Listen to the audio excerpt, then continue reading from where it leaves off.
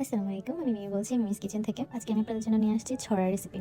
আর এইটাকে আপনারা কে কি নামে চিনেন আমাকে কমেন্টে জানাতে পারেন। এই ধরনের রেসিপিগুলো পেতে আমার চ্যানেলটি লাইক করে সাবস্ক্রাইব করে আমার পাশে থাকুন। ফার্স্টে আমি এখানে একটা আলু ছিলে নিচ্ছি। আমার ছড়ার পরিমাণটা একটু কম ছিল, তার জন্য একটা আলু দিচ্ছি। আপনারা চাইলে দিতে পারেন, আর চাইলে নাও দিতে পারেন। তারপর আমি খোসাগুলো ছাড়িয়ে নিচ্ছি ছড়ার গায়ে থেকে। এভাবে করে আমি একটা একটা করে সবগুলো ছড়ার গায়ে থেকে খোসাটা আলাদা করে নিব। দেখতে পাচ্ছেন আমি কীভাবে এগুলো আলাদা করে নিচ্ছি, আপনারা ঠিক এভাবে আলাদা করে নিতে পারেন। আর এখানে আমি কিন্তু দেখাচ্ছি না খোসাগুলো ছাড়ানোর পর কোথায় রাখছি, বাট আমি বলে দিচ্ছি সেটা। আমি খোসাগুলো ছাড়ানোর পর পাশে একটা পাতিল রেখেছি, ওটার মধ্যে কিছু পরিমাণ পানি নিয়েছি, পানির মধ্যে সুন্দর করে ছড়াগুলো আমি চুবিয়ে রাখছি। তারপর এগুলো সুন্দর করে ধুয়ে এনে আমি দেখতে পাচ্ছেন কীভাবে করে পিস পিস করে নিচ্ছি। আলুটাকে আমি একবারে পাতলা করবো না, হালকা গাঢ় রেখে এরকম করে কেটে নিব। তারপর ছড়াগুলো এরকম করে সবগুলো কেটে নিব। তারপর এগুলো আবার পানির মধ্যে রেখে দিব, কারণ ছড়ায় আমি রেখে দিলে কালো হয়ে যেতে পারে, তার জন্য আমি পানির মধ্যে আবার চুবিয়ে রাখছি। আপনারাও এভাবে চুবিয়ে রাখতে পারেন। আমার ছড়াগুলো নিয়ে নেওয়া হয়ে গেছে। দেন আমি এখানে দুটো পেঁয়াজ ছিলে নিব। দেখতে পাচ্ছেন আমি পেঁয়াজগুলো আগে খোসা ছাড়িয়ে নিচ্ছি, দুটো পেঁয়াজেরই। এগুলো খোসা ছাড়ানো হয়ে গেলে আমি সুন্দর করে এগুলো দেখতে পাচ্ছেন কেটে নিচ্ছি সুন্দর করে। আপনি আপনার মতো করে পেঁয়াজগুলোকে কেটে নিতে পারেন আপনার শেপে। দেন এগুলো কাটা হয়ে গেলে আমি এগুলাও একটা বাটির মধ্যে সুন্দর করে উঠিয়ে রেখে দিব। তারপর আমার রান্নার প্রসেসিং শুরু করে দিব। এখানে একটু তেল দিয়ে দিব। তেল দেওয়ার পর আমি তেলটা গরম হওয়ার জন্য অপেক্ষা করবো। তেলটা যখন গরম হবে আমি আস্তে আস্তে মাছগুলো ছেড়ে দিব। আমার তরকারির পরিমাণ যত ছিল ওই পরিমাণ আমি মাছ দিয়েছি। আপনার তরকারির পরিমাণ যদি আরেকটু বেশি হয় আপনি আরেকটু বাড়িয়ে মাছ দিতে পারেন।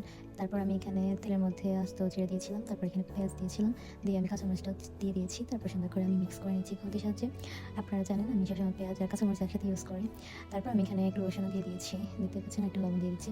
আমি পেস্টটা সব পুড়িয়ে ফেলবো না, জাস্ট হালকা একটু নরম হয়ে যখন আসবে, এরকম একটা কালার আসবে, তখন আমি এখানে অল্প পরিমাণ মরিচের গুঁড়া, হলুদের গুঁড়া, জিরা গুঁড়া একটু দিয়ে দিব। তারপর এখানে আমি ছড়ার আলুটা একসাথে আমি দিয়ে দিব। আমার মাছটা ভাজা আছে, দেন আমি এক সাইডে রাখছি। দেন এখন মাছটা দিব না, এখন জাস্ট ইয়েগুলোর সাথে ইনগ্রিডিয়েন্টগুলোর সাথে আমি মিশিয়ে নিব সুন্দর করে ছড়াগুলো। তারপর দেখতে পাচ্ছেন আমি একটু পর এগুলো নাড়িয়ে ছাড়িয়ে দিচ্ছি। তারপর একটু পানি দিয়ে দিচ্ছি, পানি দিয়ে আমি এখানে একটা মাছ দিয়ে দিব, ছোটো স্লাইসটা আমি দিয়ে দিব এখানে, যাতে করে ফ্লেভারটা ভালো আসে। আমার কাছে মনে হয় যে এভাবে একটা মাছ দিয়ে দিলে ছড়ার টেস্টটা ভালো লাগে আমার কাছে, সো আমি এরকম একটা মাছ দিয়ে দিই। আপনারা চাইলে স্কিপ করতে পারেন। তারপর আমি ঢাকনা উল্টে কিছুক্ষণ পর এইভাবে নাড়িয়ে চালিয়ে দিচ্ছি। আমি খুন্তির সাথে নাড়াচ্ছি না, কারণ মাছটা ভেঙে যেতে পারে। আমি মাছটা খুব একটা ভাগবো না, তার জন্য আমি এমনিতে হাত দিয়ে নাড়িয়ে নিচ্ছি। চুলার আঁচটায় আমি দেখতে পাচ্ছেন একটু কমিয়ে রেখেছি এটা কষানোর জন্য। এটা যখন কষানো হয়ে যাবে, তেল উপর ভেসে আসবে, তখন আপনি এখানে পানি অ্যাড করে দিতে পারেন আপনার তরকারির পরিমাণ অনুযায়ী। দেখতে পাচ্ছেন আমি অ্যাড করে দিয়েছি, করে আমি সুন্দর করে ঢাকনা দিয়ে ঢেকে দিব।